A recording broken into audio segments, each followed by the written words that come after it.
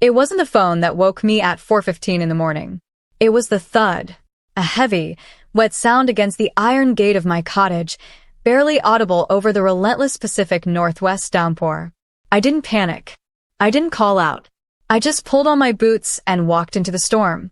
There, sitting in the mud, was my 78-year-old grandmother, Margaret. Next to her were 3 heavy-duty black garbage bags soaked through with rain. No suitcases. Just trash bags. My parents hadn't just dropped her off. They had discarded her. They thought they were clearing space for their golden boy. They didn't realize they had just thrown away the landlord who owned the roof over their heads. Drop a comment and let me know where you're listening from and what time it is for you right now. I'd love to know who's part of our community. I didn't ask questions. Questions take time, and hypothermia doesn't wait for answers. I grabbed the first black garbage bag. It was slick with mud and rain, heavy in a way that clothes shouldn't be. It tore slightly on the iron latch of the gate, spilling a single, soaked wool cardigan into the muck. I didn't stop to pick it up. I just dragged the plastic carcass onto the porch and went back for the next one. Grandma Margaret hadn't moved. She was staring at the space where my parents' SUV must have been minutes ago. Her silver hair was plastered to her skull, water dripping down the deep lines of her face. I put my hand under her arm.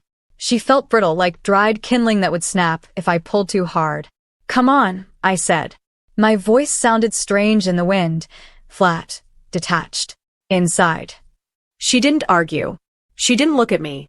She just let me guide her, her feet shuffling in slippers that were now just sponges, soaking up the freezing groundwater. Inside, the cottage was warm, but the air instantly grew heavy with the smell of wet wool and mud. I got her into the armchair by the wood stove. I stripped the wet blanket off her shoulders and replaced it with a dry quilt. I went to the kitchen to put the kettle on. My hands were steady. I watched them as I filled the pot, marveling at how steady they were. I should have been screaming. I should have been calling the police. Instead, I was making tea. That's when my phone buzzed on the counter. A single notification. It was a text from my mother, Cynthia. I picked it up. The screen glowed harsh and bright in the dim kitchen. "She's your problem now. We need the room for Ryan's studio." I read it twice. Then I read it a third time. I didn't cry. I didn't throw the phone. I just felt a cold, clinical clarity settle over me, like a layer of ice forming on a lake. You might wonder how a family gets here. How a son and a daughter-in-law can take the woman who raised them, who fed them, and leave her in the rain like a bag of yard waste. Most people think it takes a monster to do that. But I knew better. It doesn't take a monster. It takes a process. It's called the dehumanization of inconvenience. It doesn't happen overnight. It starts small. First, she was mom. Then, as she got older and slower, she became a responsibility. Then, when my brother Ryan decided he was going to be the next big thing in content creation and needed space for his ego, she stopped being a person altogether. In their minds, she became an object.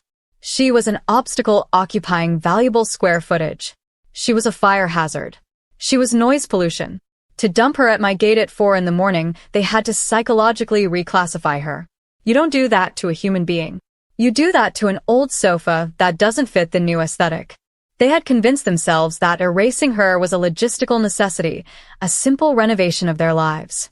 They stripped her of her humanity, so they wouldn't have to feel the weight of their own cruelty. I looked back at Margaret. She was staring at the fire, her hands trembling in her lap. They thought she was just an old woman who had outlived her usefulness. They thought she was trash. I set the phone down. The kettle started to whistle. I poured the water, watching the steam rise. They had made a calculation.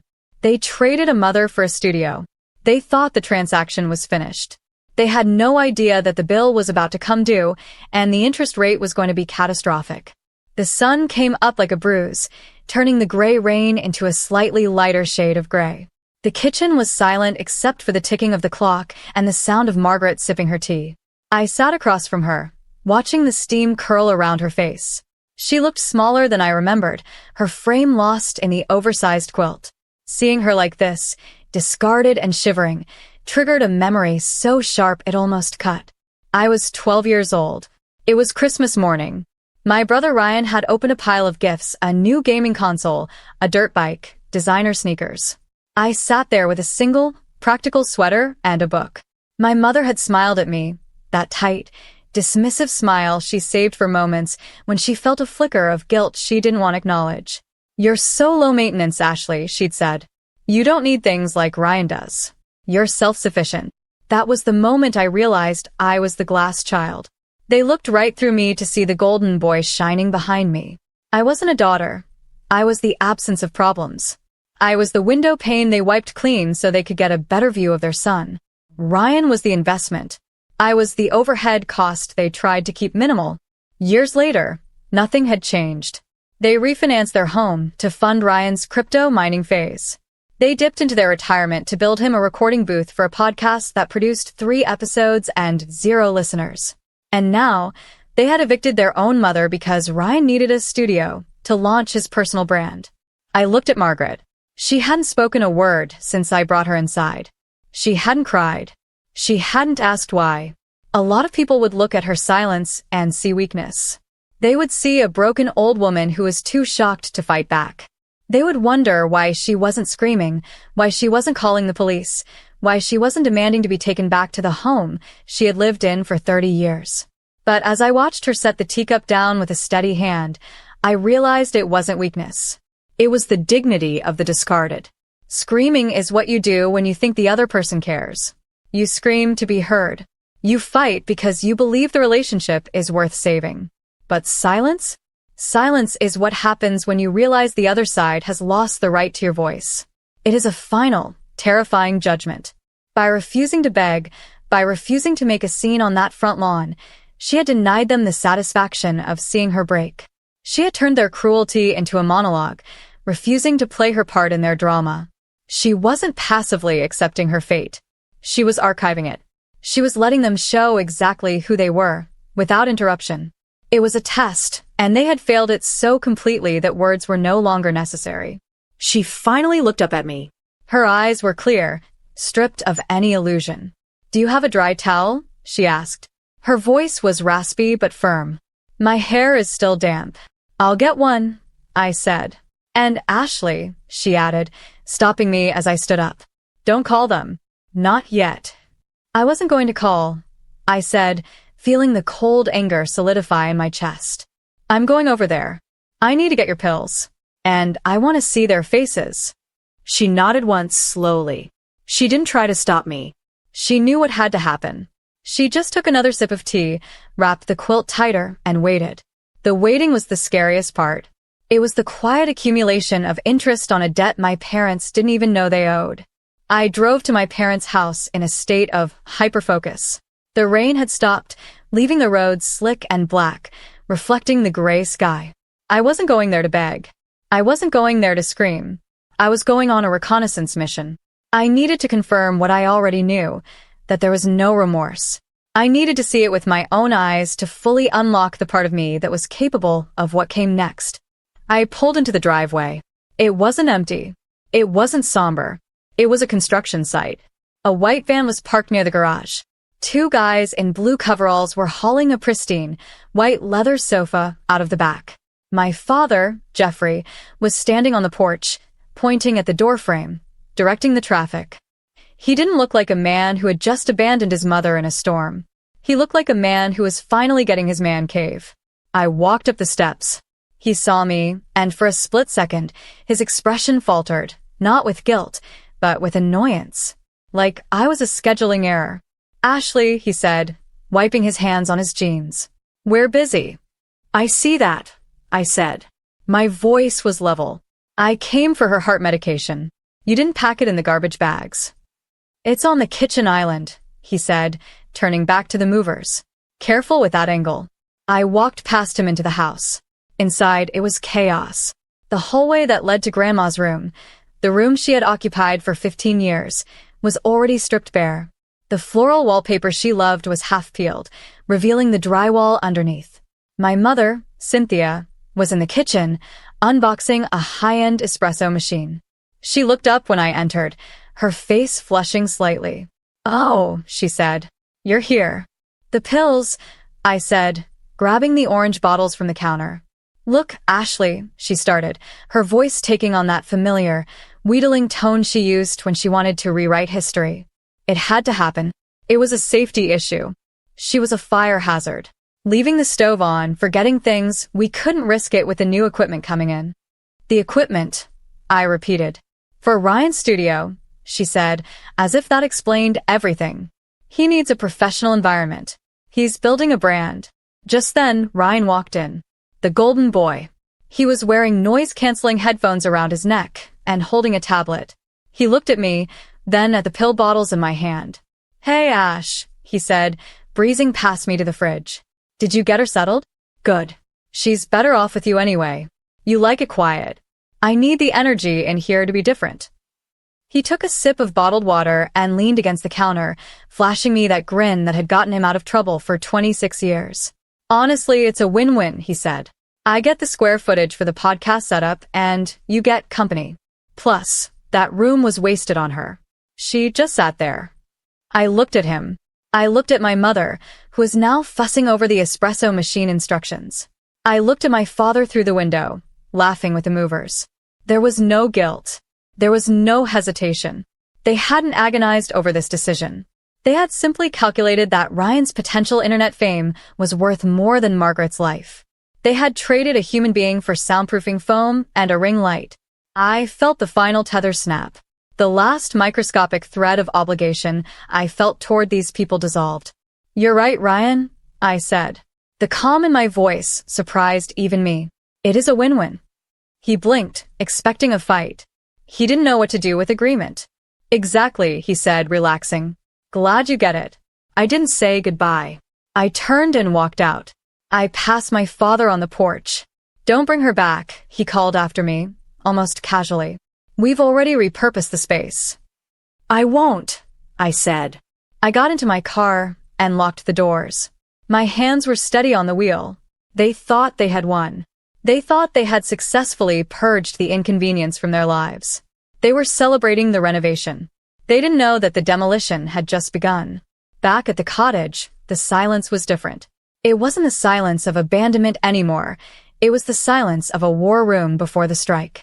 I placed the orange pill bottles on the coffee table. Margaret was still in the armchair, but she had changed. The trembling was gone. Her eyes were dry and sharp, tracking my movements with a clarity that unsettled me. "They didn't ask about you," I said. I didn't see the point in softening the blow. "They're renovating your room. Ryan needs soundproofing." Margaret nodded, as if I had just confirmed a weather forecast she had already predicted. "Good," she said. "That makes this easier." She pointed to the corner of the room where the 3 trash bags sat. "Bring me the heavy one, Ashley. The one with the double knot." I walked over and hoisted the bag. It was surprisingly dense, heavier than clothes or shoes should be. I brought it to her, and she untied the knot with fingers that were suddenly nimble. She reached past the layers of old sweaters and pulled out a thick, waterproof portfolio. It was black, nondescript, the kind of thing you'd see in a lawyer's office, not stuffed in a garbage bag by a woman supposedly suffering from cognitive decline. She unzipped it and laid the contents on her lap. They weren't photos. They weren't sentimental keepsakes. They were legal documents. Stacks of them. "Ryan has been bragging about a partnership he's trying to secure," Margaret said, her voice steady. "He needs a logistics partner for his merch drop. He's been trying to get a meeting with Vanguard Logistics for months." I looked at the top document. It was a shareholder summary for Vanguard Logistics. "He says they're the only ones who can handle his volume," she continued. "They are," I said, confused. "They're the biggest firm in the state." "They are," she agreed. "And I own 51% of the voting stock." I stared at her. The woman who my parents claimed was a financial drain, a burden who needed to be discarded to save money on groceries, was the majority shareholder of the very company their golden boy was desperate to impress. "I didn't trust your father with the information," she said simply. "Jeffrey has always had a hole in his pocket where his integrity should be. I kept it in a blind trust. My maiden name." But she wasn't done. She flipped past the Vanguard documents to a thicker file at the bottom. "That's just the leverage," she said. This is the kill switch." She handed me a deed. But it wasn't just a deed. It was a purchase agreement for a distressed mortgage note. The address listed was my parents' house. 3 years ago, Jeffrey and Cynthia refinanced the house to pay for Ryan's failed crypto mining rig and a lifestyle upgrade, Margaret said. They stopped paying the primary mortgage 6 months later. The bank was preparing to foreclose quietly. They were going to lose the house before Ryan even moved back in. I looked at the dates. The paper trail was meticulous. I bought the note, she said. Through a shell LLC. I didn't pay it off for them, Ashley. I bought the debt. I and the bank. I let them stay because I hoped they would figure it out. I let them live there on a grace period I extended indefinitely. The realization hit me like a physical blow. My parents didn't own that house. They were squatting in a property owned by the woman they had just thrown into the mud. They had evicted their own landlord. They violated the terms, I said, reading the fine print. Unauthorized commercial use. The studio. And failure to maintain the property, Margaret added. And non-payment for 24 months. She looked up at me. The grandmother, who baked cookies, was gone. Sitting in that chair was a CEO who had just decided to liquidate a failing asset. They threw me out like trash, Ashley, she said softly. So, I think it's time we collected the trash. I didn't smile. This wasn't funny. It was clinical. I reached for my phone and pulled up the contact for the best real estate attorney in the city. I'm making the call, I said. Make it, she replied. Tell them the landlord is initiating foreclosure. Immediate eviction. I dialed. My hand wasn't shaking anymore. I wasn't a glass child looking for approval. I was the executor of the estate, and I was about to close the account. 2 weeks later, I stood on the front lawn of my childhood home.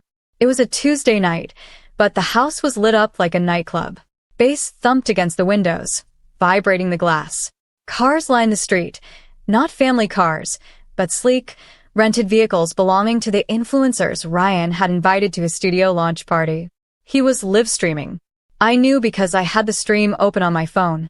He was currently in Grandma's old room, now painted matte black with acoustic foam panels, bragging about his humble beginnings and the empire he was building. My parents were downstairs, pouring drinks, playing the part of the supportive, wealthy benefactors. They looked happy. They looked relieved. They thought they had successfully pruned the dead weight from their lives. I put my phone away. Beside me, Deputy Miller adjusted his belt. Next to him was a process server named David, holding a thick stack of documents. Ready, ma'am? The deputy asked. Ready, I said. We didn't knock. The front door was wide open to welcome the guests. We walked right into the foyer. The music was deafening.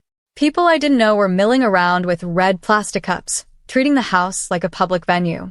My father saw us first. He was coming out of the kitchen with a tray of appetizers. He froze. The smile slid off his face like oil. Ashley? He shouted over the music. Then he saw the uniform. His face went from annoyed to pale. What is this? Is there a noise complaint? We have a permit. I didn't answer. I just reached over and pulled the plug on the sound system. The silence that followed was sudden and violent. The partygoers stopped mid-conversation. Ryan appeared at the top of the stairs, holding a ring light. Yo. Who cut the? He stopped. He saw the sheriff. Whoa. Ash. What are you doing? You're ruining the vibe. Party's over, I said. My voice wasn't loud, but in the sudden quiet, it carried to every corner of the room.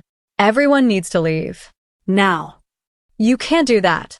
Cynthia rushed forward, flushed with wine and indignation. This is our house. You get out. And take your friends with you. She pointed a manicured finger at the deputy. It was almost funny. She still thought she had authority. David, the process server, stepped forward. Jeffrey and Cynthia? Yes, my father snapped. Who are you? You've been served, David said, thrusting the stack of papers into my father's chest. Jeffrey instinctively grabbed them. What is this? Jeffrey looked at the cover page. Notice of default? Foreclosure? What the hell are you talking about? We have an arrangement with the bank. You don't have an arrangement with the bank, I said. Because the bank doesn't own your mortgage anymore. I took a step closer. The ML Holdings Group owns your mortgage, I said. Margaret. Lorraine. Holdings. Grandma owns the note, Dad. She bought it 2 years ago. The color drained from his face so fast, he looked like a ghost. What? She owns the debt, I continued, enjoying the way the words hit him like physical blows. And you just violated the terms of the deed of trust. Clause 4, Section B. No unauthorized commercial activity on the residential premises. I pointed up the stairs at Ryan's studio. The studio, I said. It's a breach of contract. The lender is calling the note. Immediately. She can't. Cynthia stammered, looking from me to Jeffrey. She didn't have any money. She had enough to buy you, I said. Ryan ran down the stairs, looking frantic. This is a joke, right? You're joking. Mom, tell her to stop. I have something for you too, Ryan, I said. I pulled a single, crisp envelope from my jacket pocket. You applied for partnership with Vanguard Logistics, I said, to handle your merch distribution. Yeah, he said, puffing up slightly. They're reviewing my application. I'm a shoo-in. Not anymore, I said, handing him the letter. This is a formal rejection and a permanent corporate ban. He tore it open. His eyes scanned the page, widening in horror. Majority shareholder decision? He read, his voice cracking. Who is the majority shareholder? Grandma, I said. The room was dead silent. The guests were awkwardly shuffling out the front door, sensing the disaster. She owns Vanguard, I said. 51%. And she doesn't do business with people who throw her in the garbage. Ryan dropped the paper. He looked at his parents. He looked at the studio he had displaced his grandmother to build. It was worthless. Please, my mother whispered. The arrogance was gone. The hostess veneer had cracked, revealing the terrified woman underneath. Ashley, please. Where are we supposed to go? This is our home. It was Grandma's home, I said. You just lived here. The deputy stepped forward. Folks, you've been served with an immediate notice to vacate due to the foreclosure acceleration. You have 24 hours to remove your personal effects. 24 hours? Jeffrey shouted. That's illegal. We have rights. Read the contract, I said coldly. You signed a waiver of notice when you refinanced the second time. You didn't read the fine print because you were too busy spending the money. My father slumped against the wall. He looked at the foreclosure notice in his hand, then at me. For the first time, he didn't look like the patriarch. He looked like a man who had gambled everything on the wrong horse. We're family, he croaked. I know, I said. That's why I'm giving you 24 hours. A stranger would have given you one. I turned to the deputy. Thank you, officer. I walked to the door. Behind me, I heard my mother start to sob. I heard Ryan cursing. I heard the house that had been my prison crumbling into dust. I walked out into the night air. It was cool and clean. I didn't look back. The eviction had begun. The fallout wasn't loud. It was a slow, suffocating silence that settled over my parents' lives like dust in an abandoned house. They're living in a short-term rental now, a 2-bedroom apartment 3 towns over. Their credit is ruined. The foreclosure is on their permanent record.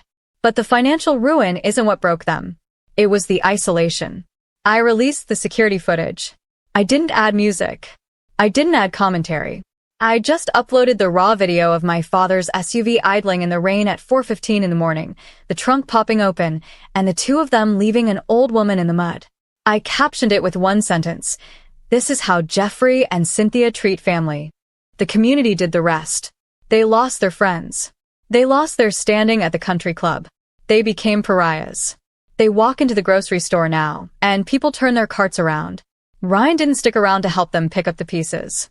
The moment the money dried up and the internet turned on them, the golden boy packed his bags. He blamed them for ruining his vibe and sabotaging his launch. He moved to a different state, chasing another get-rich-quick scheme, leaving them alone in the wreckage he helped create. I don't feel guilty. I don't feel sad. I feel balanced.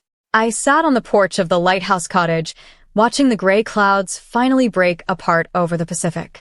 The storm had passed. The air smelled like salt and pine needles. Grandma Margaret was sitting next to me, wrapped in a cashmere shawl, holding a fresh cup of tea. She looked peaceful. The tension that had held her shoulders tight for years was gone. I looked at her and thought about the mistake my parents made. It wasn't just cruelty. It was a fundamental accounting error. They lived their lives by a visible ledger. They calculated value based on status, potential, and what they could extract from a person. They looked at Ryan and saw an asset, a future star who would bring them glory. They looked at Margaret and saw a liability, a depreciating asset that cost them time and space. But they ignored the invisible ledger. There is a currency in families that you can't see, but it is the only one that matters. It's the accumulated capital of loyalty, history, and quiet sacrifice. Margaret had spent a lifetime making deposits into that account. She raised them. She bailed them out. She held the family together. My parents spent a lifetime making withdrawals. They thought they could overdraft their account forever without penalty. They didn't realize that eventually the bank closes your account. By the time they understood that the currency had changed, that humanity was worth more than hype, they were already bankrupt. Margaret took a sip of her tea and looked out at the horizon. "It's a nice view, Ashley," she said softly. "It is," I said. "I'm glad we're here to see it." "Me too." We didn't need to say anything else. We didn't need to talk about them. They were the past, washed away by the rain. We were the future, standing on solid ground that we owned, roof and foundation. I took a deep breath, filling my lungs with the clean ocean air. We didn't just survive the storm. We became the lighthouse. If you've ever had to be the one to break the cycle in your family, share your story below. And if you want to see more stories where the quiet ones win, make sure to follow.